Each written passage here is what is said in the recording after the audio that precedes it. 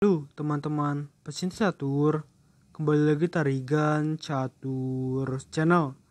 Grandmaster Pragnananda Ramesh Babu menjadi juara ya di dalam turnamen Reykjavik Open setelah menaklukkan perlawanan rekan senegaranya yang asal India juga, yaitu Grandmaster D. Gukesh.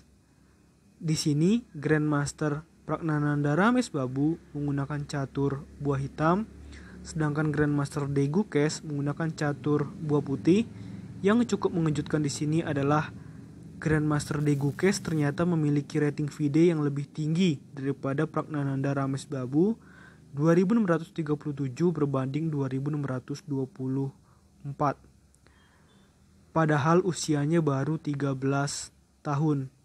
Oke, di sini Grandmaster D. Gukesh yang menggunakan catur buah putih memulai permainan dengan pion D4 dan dibalas kuda F6 oleh Grandmaster Pragnananda Ramesh Babu. Ini masuk ke dalam pembukaan pertahanan Hindia ya. Pion C4, pion E6, kuda C3, dan gajah B4. Maka pembukaan berubah bentuk dari pembukaan pertahanan Hindia menjadi masuk ke dalam pembukaan pertahanan Hindia Nimzo, ditandai dengan gajah ke petak B4, pion E3, dan rokade pendek oleh hitam, lalu gajah D3, pion D5 mengajak pertukaran pion oleh hitam yang diterima oleh putih, pion pukul pion di petak D5, pion pukul pion di petak D5, dan pion ancam gajah hitam. Gajah hitam mundur ke petak D6 dan menteri C2, pion B6, pion B4, dan di sini menarik dengan langkah pion C5, langsung memanaskan pertarungan di petak pusat ya. Tentu saja ini akan diterima ya oleh putih.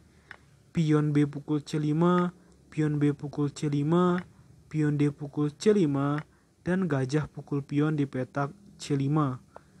Kuda F3 dan benteng E8 menempatkan benteng hitam di satu lajur yang sama dengan Raja Putih sehingga putih memutuskan untuk melakukan rokade pendek. Gajah G4 dan benteng D1 ini cukup unik ya, langkah dari putih mengorbankan kudanya, gajah pukul kuda dan pion pukul gajah. Di sini membuat pion putih menjadi tumpuk ya di lajur F, tapi tetap ada juga keuntungan bagi putih karena mengosongkan lajur G, otomatis bisa langsung menyerang langsung ya ke pertahanan sep raja dari hitam. Kita lanjutkan. Gajah mundur ke petak D6 dan gajah B2, gajah E5, dan gajah ancam benteng. Kuda menutup ancaman terhadap benteng dan kuda pukul pion di petak D5, lalu gajah pukul gajah di petak B2. Ini akan sangat menarik. Pertarungan di petak pusat ini sangat luar biasa, pertukaran-pertukaran buahnya sangat luar biasa. Patut disimak ya. Menteri pukul gajah di petak B2, dan di sini yang dipilih langkah oleh pemain hitam adalah dengan benteng ke petak E5. Gajah pukul kuda di petak D5 dan benteng pukul kuda di petak D5. Benteng pukul benteng dan kuda pukul benteng. Nah, karena pertukaran-pertukaran buah ini, pemain putih justru lebih unggul secara posisi plus 1,9. Ini tentu saja menguntungkan bagi putih di permainan yang masih middle game tapi sudah mau mengarah ke end game. Gajah mundur ke petak H3 dan kuda B6, menteri E5 dan menteri D2, pion F4 dan menteri E2, benteng C1 dan menteri D3 ancam pion, lalu menteri C3 mengajak adu menteri oleh putih yang ditolak oleh hitam. Hitam lebih memilih langkah benteng ke petak D8. Menteri C7 mencoba mendekat ke benteng hitam dan mengancam pion hitam, lalu pion H6. Menteri pukul pion di petak A7 dengan tempo ancam kuda sekarang, sehingga kuda hitam bermanuver ke petak D5. Gajah ancam menteri dan menteri skak di petak G6, lalu gajah G2. Kuda C3 ini langkah sangat unik ya. Apabila benteng pukul kuda, mungkin ini akan sangat berbahaya nantinya dengan menteri skak gitu. Gajah menutup, bisa misalkan benteng maju terus gitu kan. Jadi ini memang cukup sulit ya bagi pertahanan putih. Oleh karena itu di sini hitam berani melakukan langkah kuda ke petak C3 dan putih membalasnya dengan benteng ke petak F1.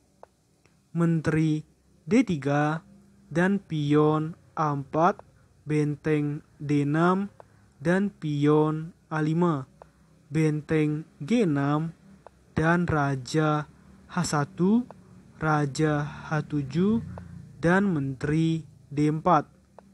Menteri ke petak F5. Nah, sampai langkah ini Grandmaster Degukes masih sangat-sangat unggul secara posisi, unggul plus 3,9 atas Pragnanda Rames Babu. Namun keunggulan itu sirna sudah ya, karena di sini putih melakukan langkah menteri ke petak E5 yang membuat segalanya menjadi lebih rumit bagi putih, karena hitam punya langkah-langkah untuk menghancurkan pertahanan putih. Dimulai dengan menteri ke petak G4 mengancam gajah 2 kali, dan di sini lagi-lagi ada langkah blunder dari putih dengan benteng ke petak G1.